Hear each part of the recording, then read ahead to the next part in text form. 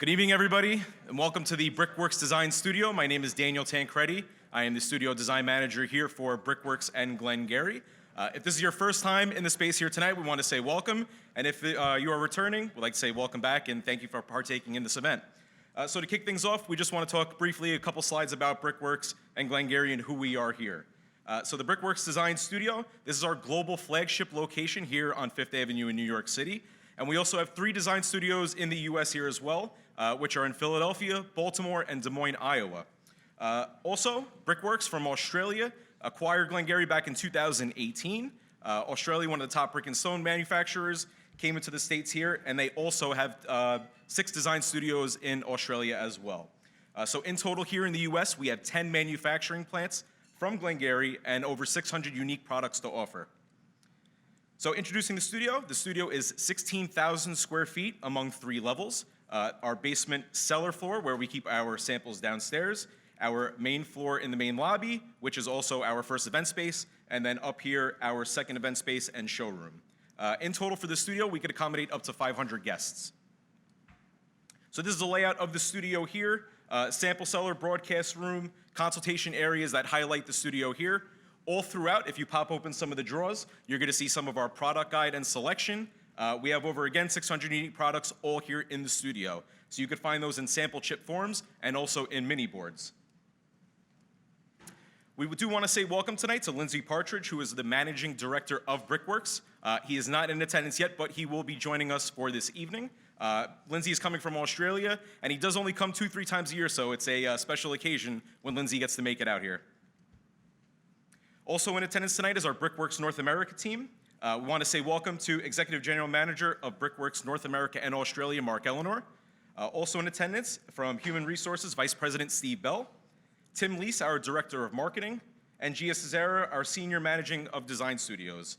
Also in attendance, Kara Shanahan, Marketing and Content Strategist. Tony Papa, Senior Marketing Specialist. Chris Carbaugh, Systems Administrator. And Sarah Anderson, Property Projects Manager. This is the rest of the design studio team here and our New York sales team as well. Jonathan Taylor, our brick product specialist, who works out of the studio here every day. And the same as Madison Childs, our events manager. Also in attendance, JP Lima, manager of business development here for Brickworks. And not in attendance tonight is Chris Kelly and Beverly Gavin. Upcoming events, we do have an event November 17th, which is our next and final Lunch and Learn of the year. So if you are in need of AIA credits, that's gonna be the final event of the year, though it's from 12 to 1 p.m., and it's gonna be on thin brick for precast applications. We also want to hear from you, so for our Lunch and Learns, we do take recommendations on a number of different topics that you deem fit in the field. So if you do scan the QR code, or if you approach one of our staff members here tonight, you could actually recommend a topic for a future event. And now I want to introduce Farah Ahmad, who's going to be our moderator here for this evening and panel discussion. I'll turn it over to you now, Farah.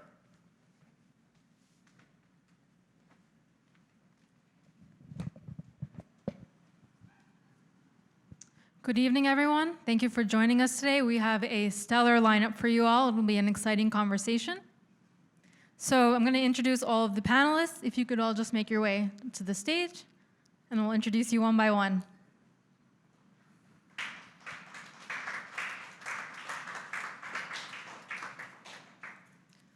So right here, first person, Sean McGuire. Sean McGuire is currently a design architect at Gensler, Chicago. He's a graduate of Tulane University and the Architectural Association in London. Sean's extensive background includes residential amenities, libraries, wellness centers, union halls, and adaptive reuse projects. Sean approaches his work with an emphasis on user experience, contextually driven analysis, and community engagement throughout the design process. In advocating for the active involvement of the design community in ending homelessness, he is currently leading a pro bono effort with Northside Housing to design and build a new comprehensive care center in Chicago. Sean's work has been featured by Architect Magazine, Healthcare Design Magazine, and Interior Design Magazine. In his free time, Sean can be found educating the public about bricks and architecture on his masonry meme Twitter account, SeanW_M. Don't underestimate the building community on social media. It's a great place for conversation. You're doing the right thing. Next up, we have Scott Hurst. Scott, welcome. Scott is a design principal at Gensler Chicago, where he has brought his passion and energy to some of Gensler's most influential and award-winning projects. His focus on local, national, and community-driven projects can be seen across a wide array of building types, including gallery spaces, corporate headquarters, and innovative learning environments. Outside of the office, Sean can be found teaching a graduate class at the University of Illinois, focusing on innovative, affordable housing solutions. His recent work with the Urban Land Institute reimagined the post-pandemic future of Chicago's Michigan Avenue and the Magnificent Mile. Scott's work has been featured in various publications, including MIT's The Journal of Architectural Education, GQ, and Wired Magazine. In 2021, Scott was awarded an honorary doctorate of the arts from Columbia College for his contributions to the field of architectural design. And next up, we have Mark Faulkner. Mark, welcome. Mark is a registered architect and associate principal at Practice for Architecture and Urbanism. Mark earned a post-professional Master of Architecture II degree from the Cooper Union and a Bachelor of Architecture degree from the Tyler School of Art, Temple University. He has worked on a diverse range of project and building types, including mixed-use, residential, workspace, hospitality, spiritual, adaptive reuse, landscape, and public space. Currently, he's the project architect of the Rock and Roll Hall of Fame and Museum expansion project in Cleveland, Ohio, and he's spearheading the Schuylkill's Yard project in Philadelphia, which entails a design of 2 towers that span across 1.5 million square feet. So in talking with these gentlemen today, I can promise you we have diverse perspectives coming from New York City and Chicago, so I'm really excited to get this going. And Mark, you're going to speak a little bit about some of your projects. So Practice for Architecture and Urbanism. Mark, take it away. Good evening, everybody. I guess you can hear me. Thank you. Thanks, Glen-Gery, for having me, or Brickworks for having me. POW is fairly new. We're only about 7 years old. I've been there for 5 years, and because of that, I thought maybe it would be helpful to introduce a couple of the projects we're working on. So I picked 3 that have brick that I can show you. The first one is Schuylkill Yards in Philadelphia. We've been working on this for about 6 years now. There's 2 towers. This is the smaller of the 2, and I've been working with JP on this with a Glen-Gery product. This covers about 1.5 million square feet. This is right outside 30th Street Station. So one project for reference. The next one, this is in East New York. This is attainable housing. This is about 2 million square feet of attainable housing around the Christian Cultural Center. I'm not sure if anybody's familiar with that. The developer is Gotham. We are about to finish SD in a week, and there's a lot of brick. So I thought it would be a good one to reference. And then the final project you might know us for is Domino Sugar Refinery in Brooklyn on the waterfront. It's adaptive reuse of the Domino Sugar facility with an office tower going up in the center and some public space around the base. If anybody's been there recently, this just topped out, and we're pretty excited to finish this one. Thank you. Thank you, Mark, and thank you again, all of you, for attending today. And so I want to focus this conversation today on sustainability. Our panelists here are very passionate about that subject. Here in New York City, we're working towards net zero emissions, but our very own AIA chapter has taken a commitment to 2030 for emissions reductions. Other countries and in the US, we're aiming for 2050 net zero buildings that consume as little energy as possible or that offset that with renewable energy. But if we're looking ahead to 2030, where the AIA 2030 commitment is really holding us architects accountable for reducing those emissions, then we need to have these conversations right now and start exchanging those ideas. It's in the near future. And so today what we're going to get out of our conversation is talking to these architects about what are some of the parameters that are holding us accountable for net zero, for emissions reductions? What is the conversation behind carbon neutral buildings, and how does that play a role? How do we as architects serve as the agent of sustainability? How do we hold our clients accountable for requesting green? How do we educate them and be in a role where we really hold clients responsible for making green projects, and we as the architects play that transformative role as well. And so I want to kick off this panel with an introductory question just to get our blood flowing and get a little bit of a sense of what green buildings are about. And so with our respective firms that are represented here today, I'd like to start off the conversation and ask each of you, what have been your firm's motivation to work towards net zero energy goals? And Scott, we'll start with you. Scott. Well, first off, thank you guys for having us here today. This is a wonderful and inspiring space to be in, so we really appreciate the opportunity. As it relates to our firm and some of our, what's really our motivation for some of our climate pledges, when you operate at the scale of a firm like Gensler, you recognize that the footprint that you have in the world is pretty vast. And if you can make incremental change, much less monumental change, you can have a pretty big impact in shifting the needle. So I think, for us, really getting out ahead of the curve and leveraging our scale to set a new wave in what's possible with our clients, especially at that commodity level. If we can do it for some of our smallest clients and some of our largest clients, we can really start to make a difference. So I think for us, that obligation, that responsibility, because of scale, because of the impact we can have, not just in our local markets, but around the world, really, I think, means a lot to every single employee at the office and something we take very personally. So I'd say that was really our impetus for making our pledge for 2030, be carbon neutral by 2030, which is, I think a pretty big shift, in hope that some of the legislation keeps up with that pace and helps us close that gap. But certainly that was our start for the whole conversation. Sean, have you had a similar experience at the same firm?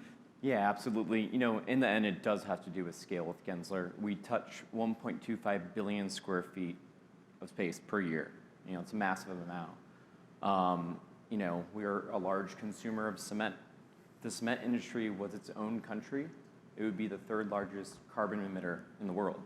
So we're part of the problem, and we have to be part of the solution. So the Gensler Climate Cities Challenge. Okay, there's some Gensler people here. GC3. But the end of the story is by 2030, all our buildings have to be net zero. It's a tremendous goal. It's an audacious goal. Absolutely. So how do we do that? And incrementalism is a part of it, absolutely. But another part of it is using our size to pressure manufacturers to start to think about and innovate in those areas. So one of the first things we're doing, and it's in all our master spec formats right now, is requiring EPDs, environmental product declarations, of all manufacturers we work with.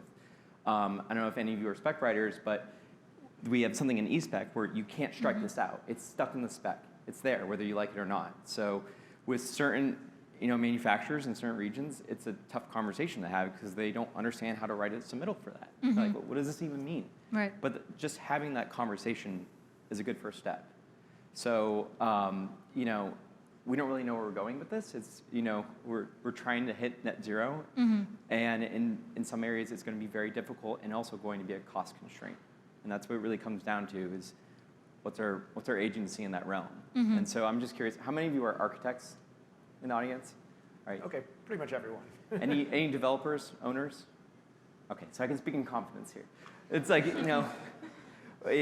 it really does come down to cost. And so in some ways, Scott and I both think legislation will catch up, but it's in the interim, there's going to be a lot of difficult conversations with owners, and pushing them towards net zero it's going to cost more until it is the norm. So, yeah. And I want to touch up on a point you brought up about specs. New York City is going to be required embodied carbon now. They're setting limits, so this is something that it's going to be enforced. It's something that we're going to have to be tied down to. It's not even a choice anymore. And so, Mark, I want to open it up to you as well. What has sort of been the firm's motivation to work towards sustainability? Is it a regulatory driver? Is it something that the firm has internalized? And has that come about after years of setting that goal? Or has it been driven more so in recent years with all these local laws that are coming out in New York? Right.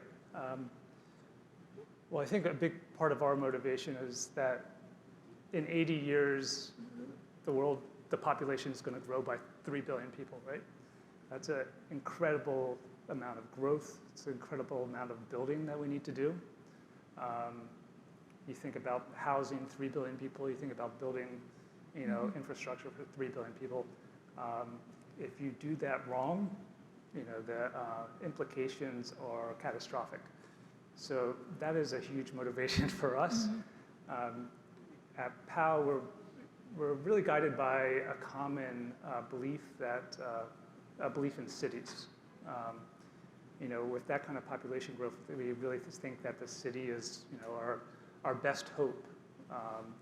There's efficiencies there. There's, sustainability there. There's less energy used when you can group people together. And that's kind of our common thread, and that's our motivation, is that if we don't do that correctly, the results would be pretty bad. And how much of an impact has the local legislation enforced or really enhanced your standards? To be honest, not that much. It's come from somewhere else. It's come from a feeling of responsibility that we have to our community and to the environment that isn't quite pressured from, it's great that, there's laws out there that kind of reinforce that. But, I think we all have this interest in, healthy living and reducing emissions. So, it really comes from somewhere else, somewhere deeper. Yep. And in New York City, emissions limits are now going to be enforced starting in 2024. So if you don't meet your emissions limit caps, you're going to have to pay a monetary fine. Do you think that some enforcement to that regard is what's really holding buildings accountable? Do we need to go to that limit to have buildings perform well, or is a minimum baseline okay to hold someone responsible? Do we need to have stringent enforcement in order to drive building energy performance? And so I want to ask both of you first, from Gensler's perspective. I think cities are leading the way, and that's what we're seeing, is that the local legislation is really pushing cities to perform exceptionally well in that regard. The issue for us is, how do we democratize that to the point where all projects are meeting that baseline? And we're seeing with our clients where if that baseline is being set, they will meet it. And anything beyond that, it has to be part of the marketing story. So I think we start to think about that is there's a side of it where there's the quantifiable side, that we know X amount of carbon emissions are being consumed by this building. And there's the other side where it becomes, sort of this performative gesture towards sustainability. And then there's the third portion, which, it's the performance of a building is so critical in that regard too. And there's things we don't really talk about or put enough emphasis on that other standards like Passive House have been exceptionally successful with. Like air infiltration is so critical into a building's performance. Yet, LEED doesn't necessarily take that into account in a way that's actually empirically based, where there's actually some type of testing that happens afterwards. So, I think with new standards that are emerging with cities, we have to be really critical and understand, is this part of a performative gesture towards environmentalism, or is it actually actionable, and can it be measured? And I think the measuring side of it is so critical. Making sure that environmental product declarations are accurate and verified by a third party is so important, because there's so much emphasis on this. We have to criticize the data and make sure it's accurate. So, and that was a roundabout way to answer your question. No, but it's important. I think the legislation really in the end is going to push clients, developers, and designers to really meet the challenge, and it needs to come from that side. But we do have an obligation as a firm to make sure that that conversation starts early into the process. Feasibility, it can't be something that we're scrambling at the back end and realize, oh God, we're not meeting the AHG requirement for carbon emissions. So if the conversation started early and often, it will become part of the essence of the building and the design. Right, and in that sense, you hit on some really great points. It's not just the architect's accountability, but it really becomes this peer review. Yeah. We're all holding each other accountable. You've got the architects, you've got the vendors, the manufacturers, the developers, all holding each other accountable to different targets. You're not just getting one perspective, but we're really just cross-checking each other. And I think that might take some time to come to, but. I think the will of the design community is there. I think all of us kind of inherently have this desire to take the resources that we use and put them together in a way that are better than the sum of their parts. And I think amongst designers, that's just kind of inherent to what we've always, I think, attempted to do. But when it comes to our clients, at the end of the day, we are beholden to their will, their budgets, their desires, and it's on us to educate them and to find a way to provide value in those decisions that they can make, because they have capital expenses, they have budgets, they have time constraints, they don't necessarily want their projects to be science experiments, and there's all of these factors that play into it. But we, I think, have done well as a design community, convincing clients to spend money on the fancy things, the nice things, the shiny objects, but we haven't necessarily gotten, whether it's the language that we need or the vocabulary that we need to actually describe the value that some of the ideas, some of the things, some of the measures, the more aggressive measures from a climate standpoint are actually going to provide, whether that's well-being for their tenants or their employees, whether that's an ROI, which is also an uphill battle when it comes to quantifying that at the speed of which we need to actually make decisions during the normal design process. But that's where I think we really, as a design community, can get better. I think we have the technical know-how to design better buildings, but educating our clients and convincing them that it's worth the investment, and it's not about living without, but it's actually a better quality of life, I think is where we really haven't quite gotten there yet, and we can do some real work. Yeah, I think as architects, it's always an uphill battle trying to convince others that going green is not just about the upfront cost, but that there's a life cycle associated with it, that there's responsibility to the environment, that there is going to be a savings on emissions over the life of the building. Mark, maybe I can ask you, is that a conversation that you have with clients, is that cost factor, and how do you convince your clients to partake in sustainability? Yeah, I think, well, going back to the legislation, I believe in it.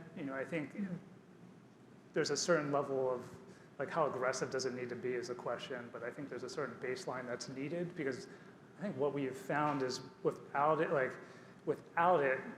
you're kind of on your own, right? As an architect, as a designer, you're on your own. You have to really do all the work to convince the client to, go that extra step to try this out. But even if you have just a little bit, like some kind of legislation, some kind of rules as a starting point for whatever it is, you can harness that and use that to your advantage in the design process to build upon it with the client. So I think it's important, even if it's something minimal. And another thing is clients always don't want to do the absolute minimum. They want to go a little more, so you can always push them. So it's definitely helpful. And what was your second part of that question? No, I think you answered that really well, actually. All right. So I want to get into, with all this talk on sustainable design standards and moving targets and local laws that are happening in the world of green building, I'd like to understand how each of your respective firms are integrating those sustainable design practices into your standards. So what does that look like? What does that look like internally? And how has that been with the clients? Has that become part of your design requirements, and is that embedded in your material specifications? So yeah, I already touched on that a little bit. Is that those EPD requirements are in our specifications. That's something that's critical in the conversation. We speak about our clients, or speak to our clients about that early on in the process. And we say, like, look, we have a commitment towards net zero building by 2030. This is something that we're educating the entire firm on. And most clients are very receptive to it. There are some clients that do ask, what is the impact of going this route? But we also have clients that continually, surprise us. One client we're working with right now, it's an ironworkers union hall. You know, ironwork is not necessarily the most sustainable product, and they'll also do a lot of glass work as well. However, the first thing they told us day one is they said, we want a 50 kilowatt array of solar panels on the roof, and we're like, that's great. And it's like, I mean, we're just curious, why now? Like, why do you have this emphasis on resilience? And for them, it's about resilience. It's about energy independence. So even with clients where we think like perhaps sustainability is not a goal for them day one, there might be some lens of sustainability that's critical to them. And so for them, it's about having a building that can withstand an energy interruption or something along those lines. So and that's why it's so critical that the conversation with the client has to start early and often, even if you think that perhaps it's not a primary tenet or goal of theirs. So, and there's some other initiatives we're doing internally as a firm where every single employee has to go through a certain, a badging system of learning certain tenets of sustainability in the time frame the next year. So we're trying to educate everyone internally as well, how to use certain tools like Climate Studio, for example, or Honeybee and Ladybug, different plugins that allow us to have the right data and resources early on in the design process to make sure that the sustainable benchmarks are being met. And those things have to become a baseline in the design industry. We have to make sure that we're designing with an empirical lens, making sure that all the passive design strategies are being met, because those are low-hanging fruit. Those don't cost the client anything in addition, and any problems there are architect-made. I always hear the term break up the massing, but every single time you break up the massing, that's another point of air infiltration. Like those kind of things, like we have to think back and reflect internally is how many of these problems are we creating ourselves? Solve those, and then we can pursue the green bling. It's, that's important. When you say creating ourselves, do you mean that architects are kind of part of that problem? I think we can be at certain... I would agree, yeah, for the record. Occasionally, I don't think we're like, the primary, probably, but, we certainly can be part of the problem in that regard, so. Yeah, and I think sometimes architects tend to continue specifying the same things from project to project because they're so used to it, or because they're so used to that standard working. Yeah. And they're maybe not open to newer ideas, and maybe they're not responsibly specifying or guiding their clients the right way. It's a great point. It's something that I've seen myself working in city government. Maybe it's not always the first priority, but architects again have to play that role of educating the client and prioritizing that in each and every phase of the project. But I will say, city government can be to blame occasionally as well, especially in Chicago. Doing heavy timber was incredibly difficult until very recently. Going back to the 80s. We mandated lead piping up until 1984 in Chicago for water supply. It's, and that's why it has to be a dialogue, a conversation about, why is heavy timber, low-rise heavy timber still such a difficult thing to do in Chicago? And it's just, it's the way it always was. We're a steel town, we're a concrete town, and so those industries have an outsized influence. But, questioning the notions that we accept as an industry is like a first big step that we need to do. It's just, I have structural engineers, they refuse to touch anything wood related in Chicago. Like, we do steel, we do concrete, period. And it's like, it's tradition, yeah. Yeah, we'll outsource to someone else if you want to do that. Okay. Yeah. So. We definitely need to get smarter about choosing the right partners, because you mentioned Ladybug and you mentioned a couple of the other plugins that we can start using to quantify some of the design decisions that we make. And we need those decisions being made in real time. We need to be able to come to the table with design solutions and quantifiable data about why one solution might outperform another solution.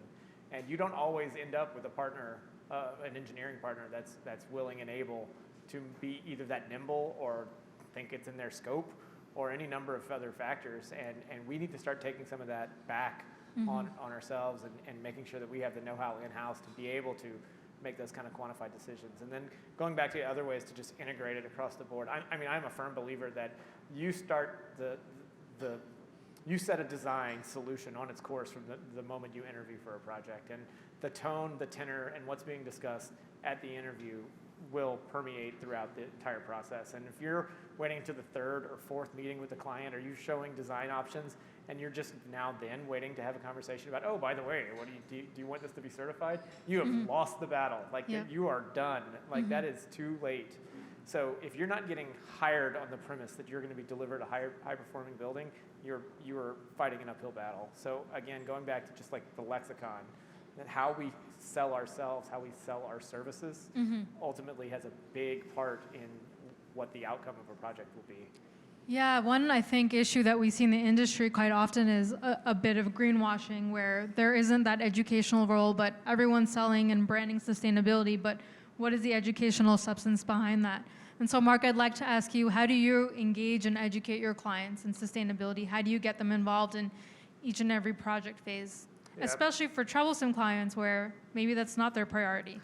Right, and partly building on what Scott said, I think you have to get in early, right?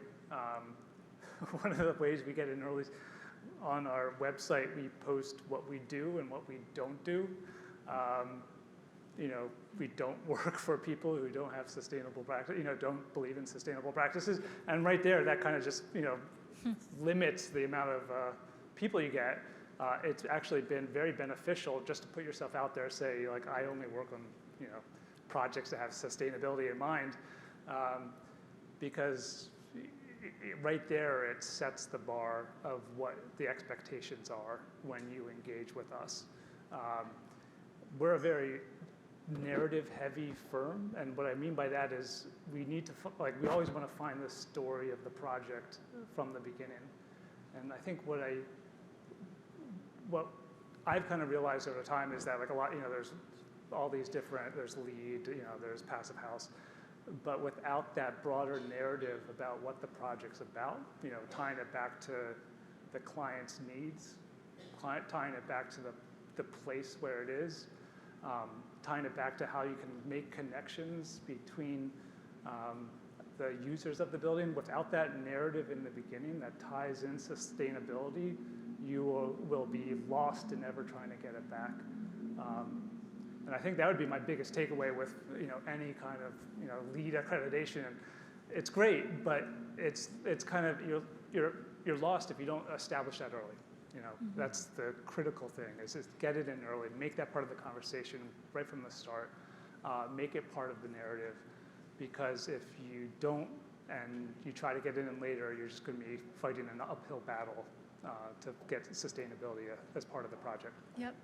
Are there particular ways that each of your firms brand sustainability, and how does that play an educational role? I guess I'm feeding off of what we were just saying, but how do you brand and market sustainability to draw in those clients that have that as a priority or a value?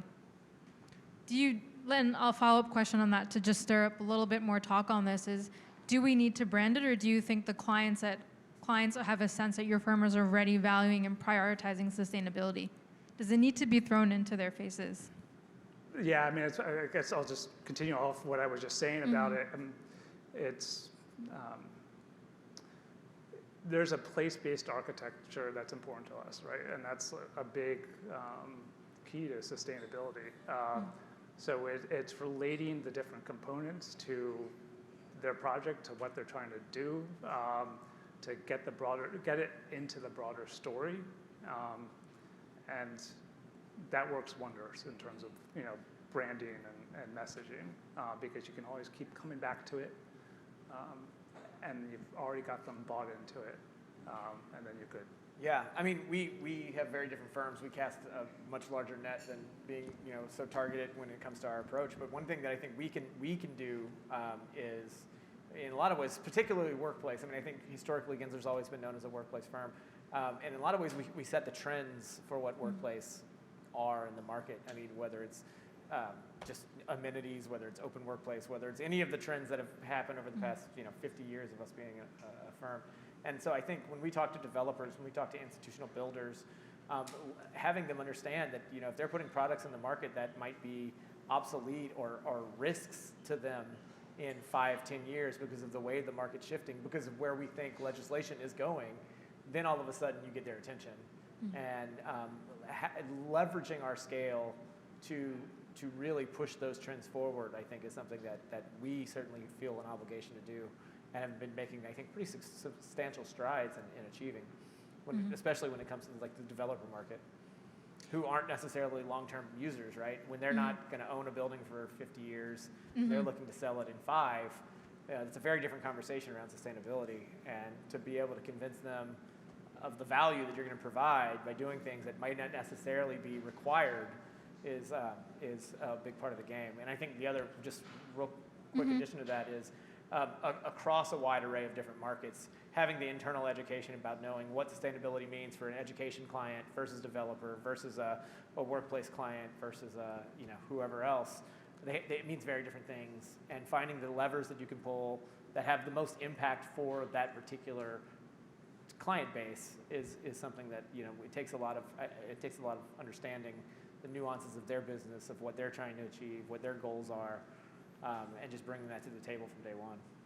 Excellent points, and I couldn't agree more, and I almost feel like this is just part of the language of any firm now. It's not even like, it's not even a second thought anymore. I think architects are already taking this sustainability and branding and communication as part of their role. They've taken that on and become champions for it.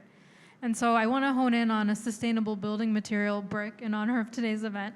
And so a lot of architects, they turn towards brick as this very long-lasting material because, of course, brick buildings can go for over 100 years. They're low maintenance. They've got a long life cycle. And so I want to ask each of you how some of those green attributes of brick factor into your designs. Is that a factor? Is it the aesthetic? I mean, brick. There's a psychology to using brick versus probably any other building material.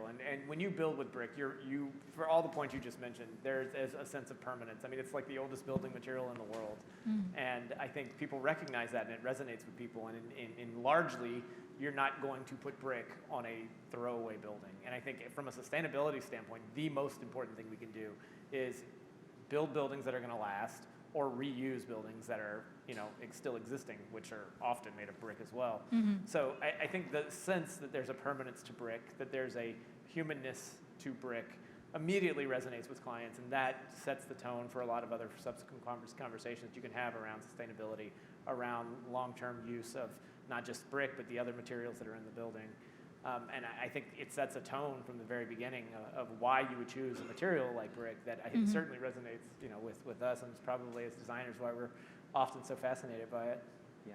And Mark, I'd like to ask you, Sean, would you like to add to that? No, I mean, Scott nailed it, but I mean, coming from Chicago as well, it's very easy to sell developers on brick because you just look around the entire city, 1/3 of the population there lives in walk-up 2 to 3 flats that are masonry construction from the 19th century. It's like longevity is present and clear.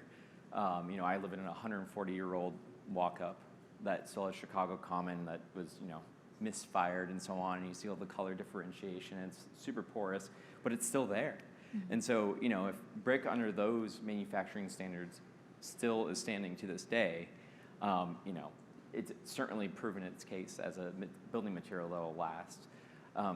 But, it's also a contemporary building material that can have an excellent dialogue with the past. And so, we've worked on a lot of masonry buildings in Chicago because it has that strong tradition of being like a masonry town. So it's a little bit more difficult when you get outside these cities that have the tradition of masonry construction and building. But, it's a highly sustainable material because you can reuse it. It can be repurposed constantly. I've become more interested in products that are, unfired clay brick or things like that that are even more sustainable. And trying to dial into, are there certain types of brick that are more sustainable than other types of brick? Like red brick versus other colors, having a brick being twice fired versus single fired, or what is the actual energy source of the manufacturing plant? And these are the kind of questions we have to ask where we have a product that we already know can last 100 plus years, but how can we make sure that energy sources of the manufacturing plants are coming from a decent source? So there's a couple products out there that come from geothermal energy, however you're shipping it from, Europe or whatever. So it all comes back to the point, which is my central point, that there's a massive amount of data that we need to, collate and rigorously make sure is accurate and not being tinged by the manufacturing industry. that has third-party resources to kind of honing into those items. So. That's really interesting, and I just want to hone in on something you said about single-fired versus double-fired brick, and are you going down to that level of detail to? Sometimes you have to. I mean, like, Yeah. if you truly want to have a net zero building, it's like those are the questions you have to ask about, what is the true carbon impact of a single-fired brick versus double-fired brick, and that is, you're doubling up the process over.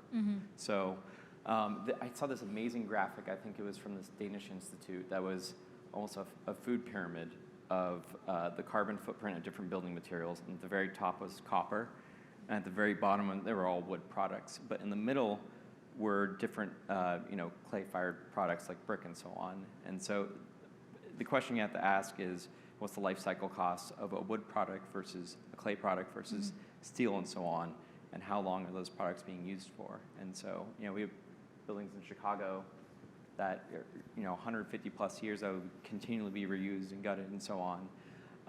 So you have to go to that granular level of detail. I think it's critical in any project. Oh, yeah, I can certainly appreciate that as an architect. So I think it's important to bring up those details and educate the industry on that as well. Some of these are finer points that might be missed. Mark, I'd like to ask you as well how brick is factored into your firm's designs. We saw a few examples earlier today. Yeah, I mean, just building off of everything Sean and Scott said, for example, for Philly, Schuylkill Yards, I was talking about finding a narrative and a place-based architecture. If you know that area around 30th Street Station, there's nothing there, right? There's no presence of everything. It was rail yards. And when we were trying to find a material palette, it was, what is this place about? And you go back to the city. Well, the original buildings in Philadelphia were built from the Schuylkill clay deposits, and they were brick. So brick becomes a natural material to start a new neighborhood in the city, and it becomes that narrative of the building. And then it's the durability. We have rail on 3 sides of the building, so it's going to take a beating in terms of vibrations and dirt, and you want a material that's going to look good and after all of that wear and tear. So it just builds itself up. And we also picked a brick based on what was built, what produced from the most local factory. I think the brick that we picked comes out of Reading, PA, and there was a big decision that we wanted a local brick and we wanted something manufactured close by. A side comment I just thought about. We are actually we're working on a project together. We've been doing some planning work for Ford at Michigan Central Station. That's right. We've been planning this walkable community around, I don't know if anybody's familiar with Michigan Central Station. It's an incredible building, brick building. And it's been abandoned. Ford bought it. They're investing in a huge investment to rebuild it.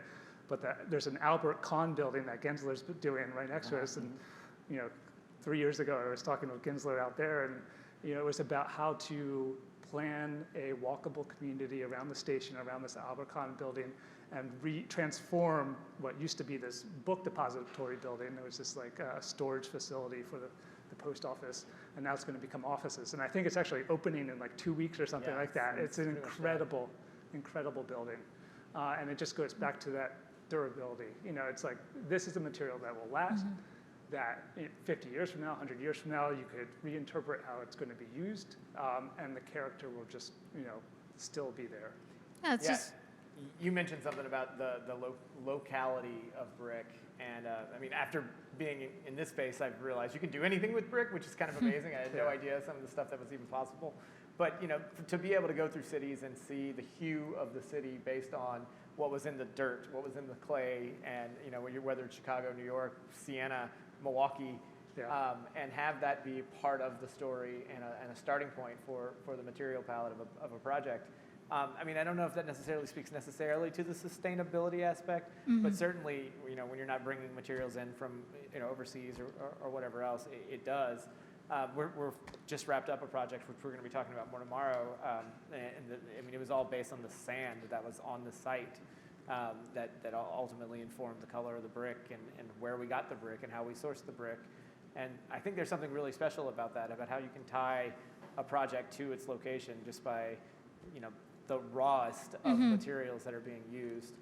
It's an inherent and iconic way to use brick and translate that into an educational tale about the building's design and also the character of the city. And so besides brick, what other green building products are we looking at? What is something that you love that's trending, or maybe it's been around for a while, but what's something that you've loved to specify or suggest lately? We're trying our hardest in Chicago to push wood. It's been an uphill battle, as Sean mentioned, and I think we're finally making some traction with smaller projects. I don't think we've seen anything too large get off the ground yet. We are doing a project in the firm for Walmart, actually. Walmart's building a new corporate headquarters out in Arkansas, and it'll be the largest timber frame building in the world, which is going to be pretty exciting. So timber is obviously, as everyone is interested in. And then going back to just another point, I mean, I think from a sustainability standpoint, if certain folks had their way, we'd be looking at windows that are all this big and we wouldn't be putting any sunlight in buildings.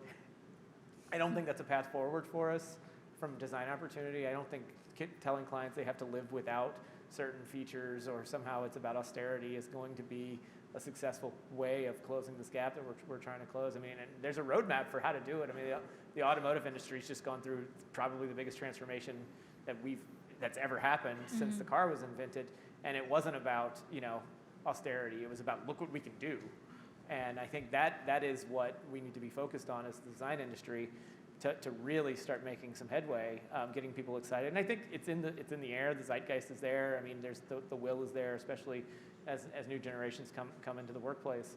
But for me, that's always what motivates me from a design standpoint is what can we achieve that actually performs, not, do I have to have 20% glazing on this elevation, or do I need to be using, X instead of Y?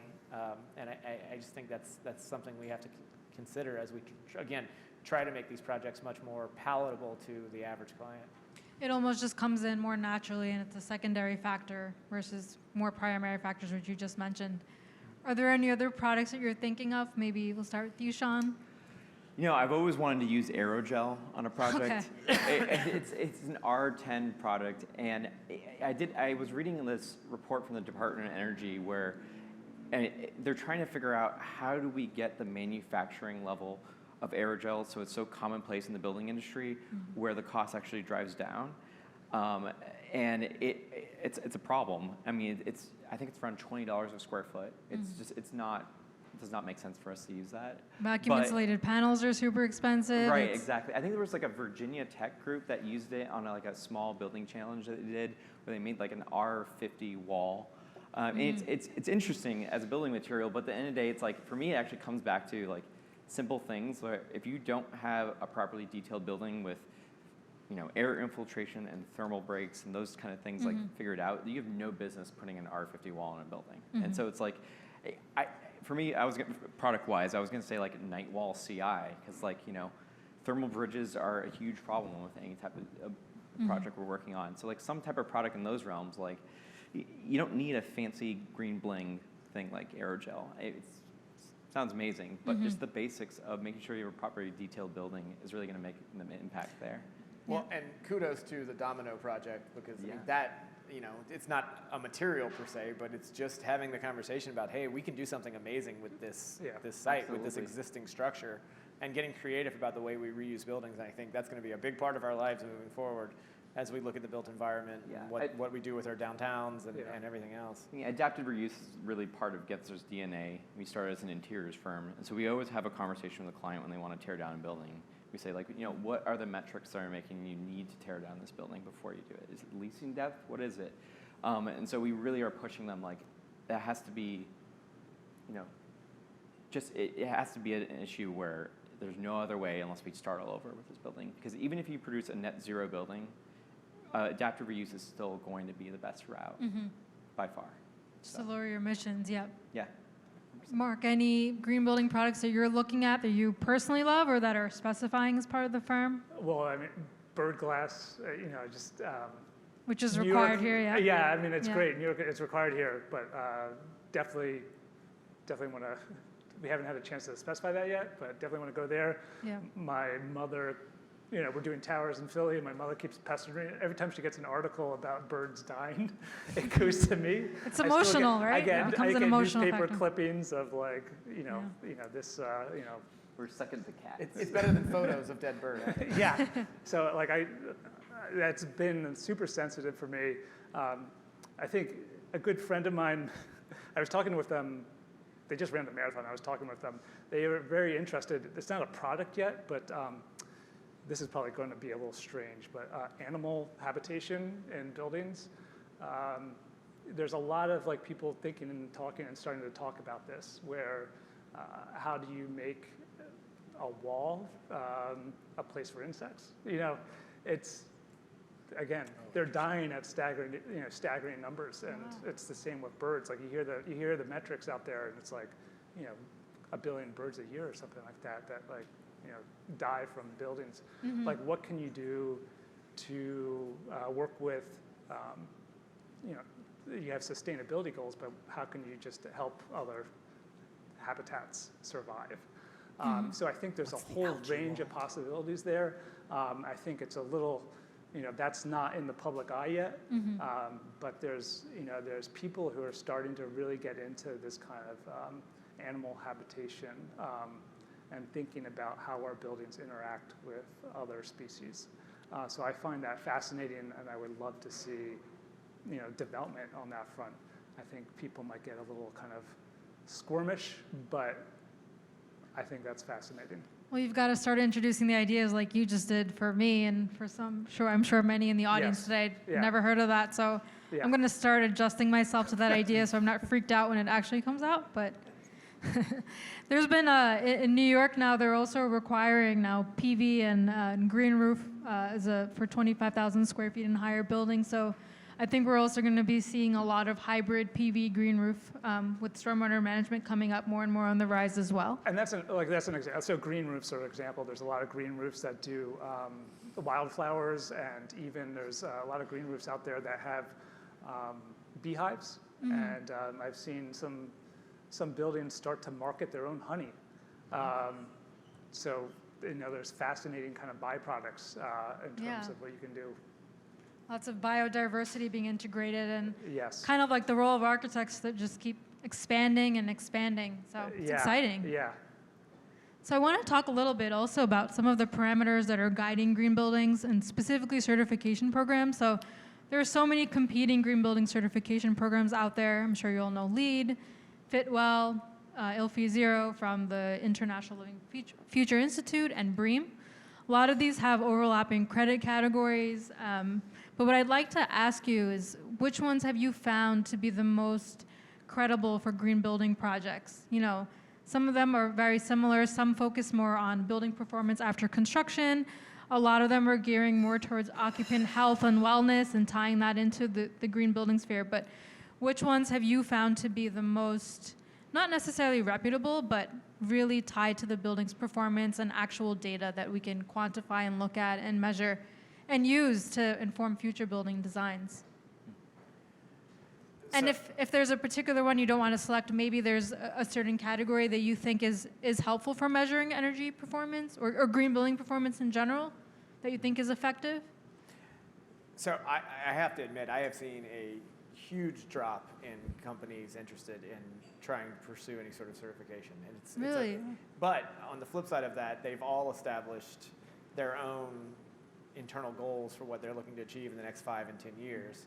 So really living by what makes sense for them as organizations. And I think understanding the embodied carbon has been the biggest single thing that we've heard people ask for, rather than, hey, we want to do Fitwel, or we want to do Green Building Challenge, or we want the LEED plaque on the wall. It's been, we want to be able to tell our employees or our customers how much carbon we've used or how much energy we're consuming.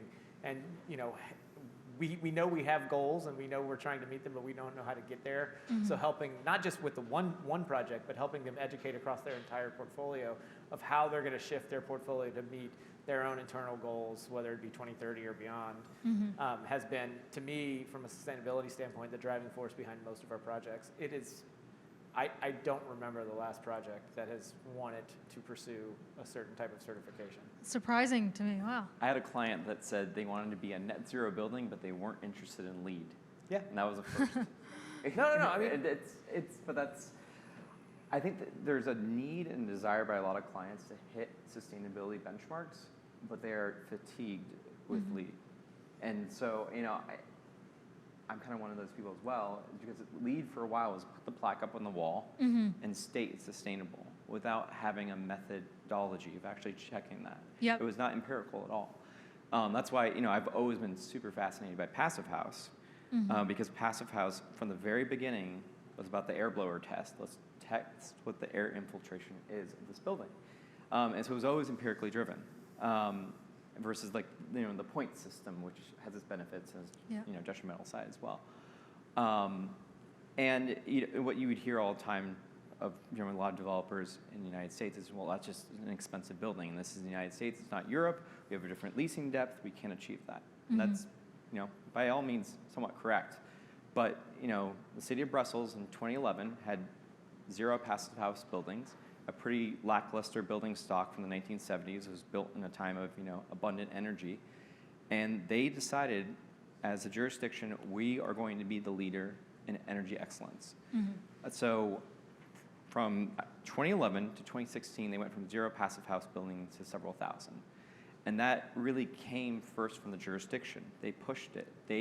There was a challenge, and I can't remember the name of it exactly, but they were essentially offering $50 to $75 a square foot to smaller projects that pursue the passive house standard. So in the end of the day, you need the carrot for a lot of developers. You need the local jurisdictions need to push this and say, we are going to make sure that this city is exporting that knowledge base to other cities. And I think that we can follow the model of Brussels, where they were a lackluster city in terms of energy independence back then. And now they have the industry and the experts around green building now that they're educating the rest of the EU that had a net zero standard that they were going to meet a decade ahead, down the line. But Brussels decided we are going to be the leader in this area. So, I think right now we're obviously seeing a bifurcation between cities and other locations in many such ways. So, I think New York is on the forefront of this, of setting standards that are way beyond any other city or any other region. And there's going to be benefits to that economically, long term. So that's, I think, the route we need to pursue as an industry. Also, from a jurisdiction standpoint as well.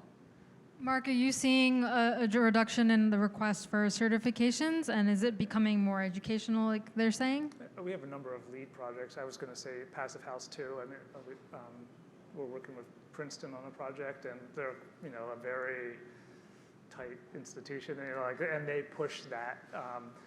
And there's something just so clear about Passive House. The metric is so clear compared to the point-based system, and we've seen Passive House come up on.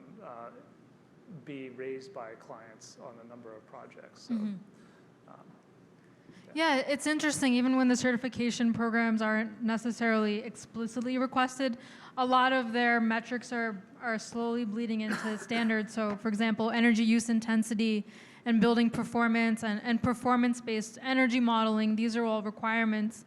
Even if we're not necessarily calling out particular certification, we're still basing those requirements into standards and our best practices. So I think we're seeing a lot more of that for sure. Yeah. Just an overall sense of transparency in how a building's performing, I think, is something that I've seen a lot more of.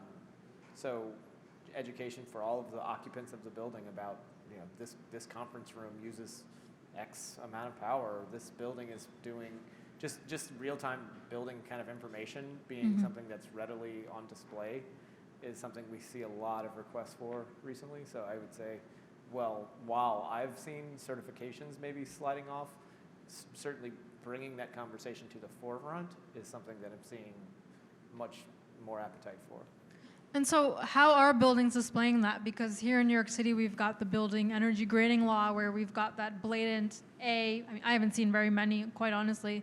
It's only been a couple of years since the law went into effect, but we're seeing a lot of C's, D's, F's, in buildings around New York. And for those of you that are not familiar with that, which I'm sure most of you are, you've got that grade that's posted right visibly on the storefront. And I mean, if I was a tenant and I saw a D, I would want to go right over to that A building and ask the owner what that's about. And if I was a building owner and I saw that my neighbor had an A and I was still stuck at a C, I'd want to drive my performance up. So that's one creative way to display that building energy. But what are some of the ways that we're seeing energy and sustainability being demonstrated by building owners or tenants? How do we educate that? So maybe, Scott, I'll ask you first because you mentioned it. Yeah, sure. So University of Chicago just finished, as part of their master plan, basically doing that. It's on their website. You could log on right now and see every building on their campus and the energy that it's consuming, the water that it's using, all of the different types of metrics that you might expect to see. Part of the city's benchmarking. It's not even for the city, it's for the university. Okay. It was a private effort. And in some cases, it shines a light on some buildings that are just woefully underperforming. And I mean, I think it does a couple of things. One, I think it creates sort of a groundswell of a desire to do something to move the needle in the right direction. It also gives the people who have to allocate funds and make decisions about where they're going to spend their money just a clear measuring stick for spending money here versus over here. And at the end of the day, it's just a data point. It's not. There's a lot of other factors that go into where university is going to invest, but at least it's out there, and it's. I mean, props to them for making it just open to the public. I mean, that's a huge step in the right direction to have that confidence and transparency about the way their buildings are performing. Yeah, I think that should be celebrated, especially if the building tenants are playing a role in making that building green even during its occupancy. Are you seeing something similar, Mark? I haven't seen that. I think one thing that came to my mind on the subject is the shift that's happened with the pandemic. I think every firm probably was asked, as you guys were, like, what does working mean post-COVID? But I think for the subject of this discussion, it's interesting because it shifted from the client group thinking that sustainability was something that wasn't really seen. Like a building was sustainable, right? And like it had a plaque, and that was it. And then COVID came along, and people, all these clients asked these questions like, what does it mean going back to the workplace? And it shifted from just being a plaque to being about wellness and being about relating it to creating environments where people want to be, where you can, you have you have fresh air, you have access to like views, you have access to green space, and there's a noticeable shift on the subject that I think is beneficial, and I think it's just getting started. And I would say clients are really grading it on that. Like it's not just about a metric; it's about creating a place where people want to be, where it's people can be healthy, or in a space that's healthy for them. Agreed. And I want to end this on a lightning round, so I'm going to ask you guys a two-part question. So first question is, what type of support do you think is needed for architects to push green design? And then two, we'll end this on a positive note, what is the future for sustainable design? So first, what support do you need as an architect? And then what is the future of sustainable design?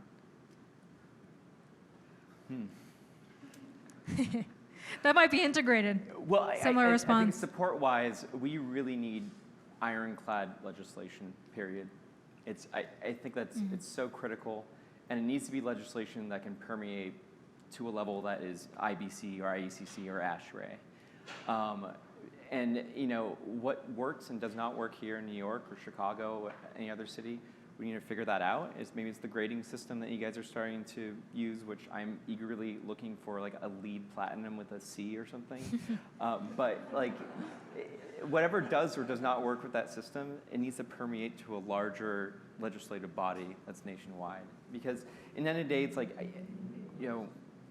cities will always be highly environmentally efficient just by nature, but we need to think about this country as a whole, and that suburbs are a massive amount of energy consumption, rural locations and so on. So unless we can figure out a methodology where it impacts every single resident in this entire country, we're not going to be successful as a whole. So I think it starts with, innovation in the cities, and somehow that can grow to another body. So, sorry, what was the second question? And the future of sustainable design, according to your perspective. What's the I future? think What's next? The future is we don't call it sustainable design, it's just design. Yeah. There you go. So, Mic drop. That was a I'd good like to one. ask you, yeah. I'd love to steal that one. Yeah, I'll try to take a different tack as far as what we need. And I think bigger incentives to reuse existing buildings. I think coming out of the pandemic and seeing the shift in just our patterns, our work patterns, our life patterns, I think there's going to be a glut of Class B and C office space that we need to figure out what to do with, and not knocking those buildings down is going to be a challenge in some cases. And so that really, I think that's a huge opportunity for us, but I also think it's going to be something that plagues a lot of our city centers. So I'd love to see some creative thinking around what happens to that stuff. And when it comes to resilience in a broader term, not just sustainability through the lens that I think we're discussing today, finding equity in our cities to use those spaces that might be vacant for good, that are building more hospitable cities, building more not just sustainable but durable spaces, durable cities, I think would be a great thing to spend some energy thinking about. And then as far as the future of sustainability, I kind of think it's similar to what you said. Probably I won't say it as eloquently, but the same way technology just kind of becomes more and more integrated and more invisible and more seamless. It'd be great if we stopped tacking on faux windmills onto buildings and parking garages and calling it sustainable, and started doing stuff that just is wired into the DNA of the way we design. So yeah, I'm going to steal Sean's answer, but yeah, it's just, I think it just becomes more seamless and more invisible, but just inherent in what we do. Rather than having technology as an add-on, maybe focus more on reducing the energy use and then using technology to offset whatever load is remaining, probably. Sure. And Mark, what kind of support do you need as an architect to push sustainable design, and then what's next? There's some baseline legislation that I think is needed. I think there's the public, demand for it. I think I've been spoiled with some amazing consultants who can help you in that regard, which is, I think consultants in sustainability have been growing, and it's been a huge crutch. So I think those things, it was interesting, Sean's point. I think I remember a professor 20 years ago saying, what's the future of sustainability, and saying, not talking about it anymore, but 20 years later, we're still talking about it. Right. So it's like, I hope that's the case still. What's the future? We need to, in the future, we need to live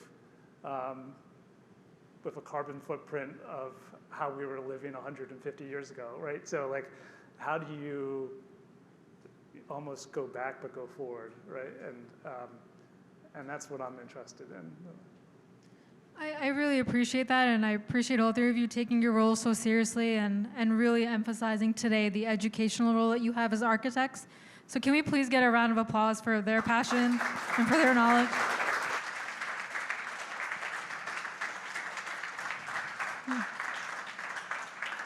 So thank you, Mark, Scott, and Sean, for sharing your expertise. This was an awesome conversation. Thank you for sharing your perspectives. I really fed off of your perspectives, and I think we all learned a lot from hearing you speak today. Your passion is contagious, so please keep it up. It's inspiring. Thank you. Thank you all. I hope you enjoyed that conversation. Thank you.